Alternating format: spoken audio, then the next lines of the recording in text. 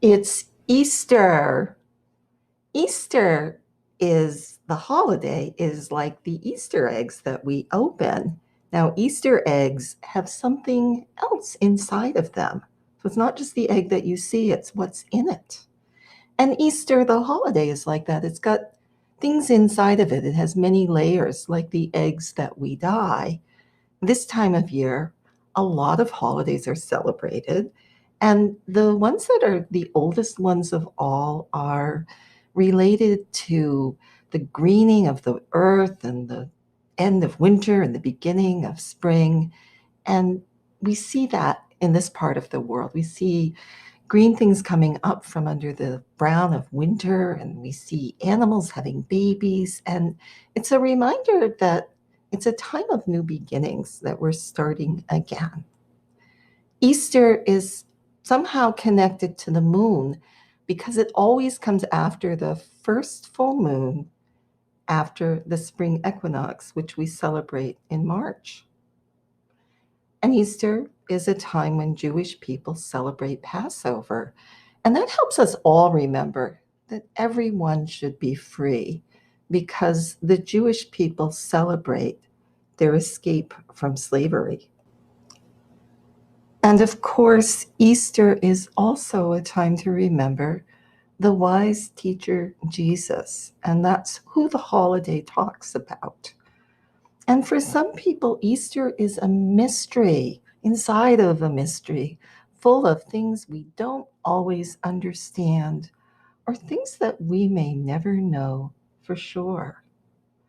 But let's talk about the teacher Jesus, who told people about love and kindness and fairness. And so, inside of our first Easter egg is something really important that Jesus taught. Jesus taught about love. And that's why we have a heart in that first egg, because we were invited by Jesus to love each other as we would love ourselves. The second Easter egg also has something about what Jesus taught. Now, Jesus insisted that people be fair to each other.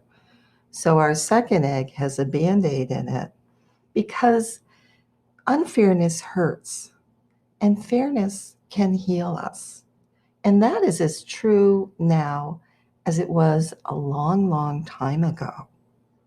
Our third Easter egg brings us to the sadness in Jesus' story because there was a very sad part of Jesus' story. We have a teardrop for the sadness that his friends and his followers and his family felt when Jesus was arrested and called a criminal and put to death. And it was very, very sad.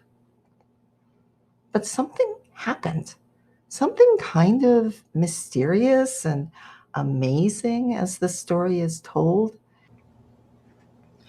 Because when Jesus was buried, his friends placed him in something called a tomb and put a stone in front of it to keep anything out. And when they went back there, the stone was rolled away and Jesus was missing. He was gone. He wasn't there. Many of Jesus's friends believed that he had come back to life. They believed that they had seen him and spoken to him.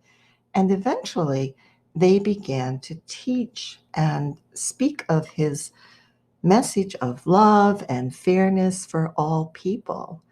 And the religion that they began is called Christianity. And so that's why our fifth egg has a spiral for endings and beginnings, or beginnings and endings, because both of those are true in the Easter story.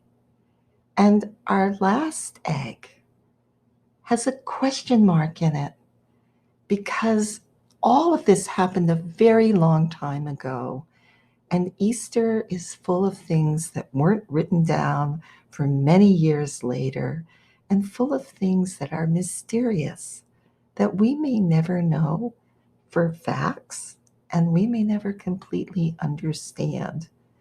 But it's still important to remember that the teachings of that long ago wise teacher, Jesus, to love each other and to be fair are the most important message of all.